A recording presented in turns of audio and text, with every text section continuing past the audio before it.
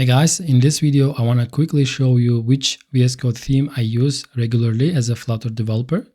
To change your Flutter VS Code theme, you can go here, settings, manage, and you can click on themes, click on color theme, and here you will see several options. You see that there is a light, dark, Tokyo, Dracula, and many other. You can check it out. The one I use now is Tokyo Night. Before Tokyo Night, I was using this Dracula theme. Let me change it here. I think this is also the well-known, which is the popular theme among the developers.